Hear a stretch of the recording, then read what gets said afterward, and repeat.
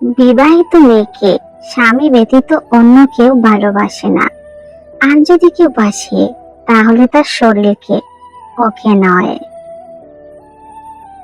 তার শরীরের ভালোবাসা একবার কাছে পেলেই শেষ। তারপর তার অত্যাধিক ভালোবাসা কোথায় যে হারিয়ে যাবে তুমি বুঝতেও পারবে না।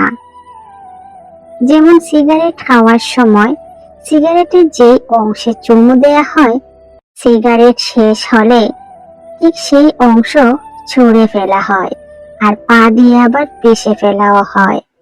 একটা বিবাহিত মেয়ের প্রতি একটা অবিবাহিত ছেলের ভালোবাসা ঠিক এই সিগারেটের মতোই। উদ্দেশ্য হাসিল হলে আর খুঁজে পাবে না। তাই মেয়েরা শোনো, কারো আলগা প্রেমে ডুবে যেও না। তাহলে নদীর এক কুলো হারাবে, ও কুলো হারাবে, পরে ডুবে মরা ছাড়া আর কোনো উপায় থাকবে না। 16 বছর বয়সে যাকে আপনি ভালোবাসতেন, 20 বছর বয়সে আপনি তাকে পাত্তা দেবেন না। 20 বছর বয়সে যার অবহেলায় টেনশনে চোখের নিচে ডার্ক সার্কেল ফেলেছেন, 25 বছরে তার থেকে নিজেকে দূরে সরিয়ে নেবেন। স্নাতক প্রথম বর্ষে যে পরীক্ষায় ফেল করে অজরে কেঁদেছেন, ফাইনাল ইয়ারে পাশ করার পর সেটা একেবারেই ভুলে যাবেন। মানুষের মন সর্বদা পরিবর্তনশীল।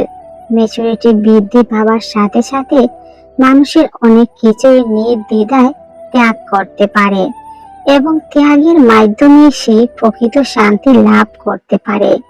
জীবনে আপনি যা কিছু একসময় অপরিহার্য ভেবেছেন, এখন এসে আপনার মনে হচ্ছে ওটা না পেয়েই ভালো হয়েছে, কারণ স্রষ্টা তার চেয়ে উত্তম কিছু আপনার জন্য বরাদ্দ রেখেছেন। আজ আপনি যেসব সমস্যার সম্মুখীন হচ্ছেন তা দেখে মনে হতেই পারে এখানেই বুঝি শেষ। নিশ্চিত থাকুন যে সব কুয়াশা কেটে যাবে এবং এই পরিস্থিতি শেষ হবে। বিশ্বাস করুন, সৃষ্টিকর্তার ইচ্ছায় সব তিক্ততা চলে যাবে এবং সময় সবকিছু ঠিক করে দেবে। শুনতে খারাপ লাগলেও আজকাল রূপ আর টাকা দেখে ভালোবাসা হয়। সত্য ভালোবাসা খোঁজা বড়ই কঠিন। সম্পর্ক দেখা যায় না, পালন করা যায়, সে দূরে থাকুক বা কাছে। অনেক সম্পর্ক নষ্ট হবার পিছনে কারণ হচ্ছে একজন সঠিকভাবে বলতে পারে না, আরেকজন সঠিকভাবে বুঝতে পারে না। ভেঙে পড়ার কিছুই নেই, কারণ চিরদিন কেউ পাশে থাকে না।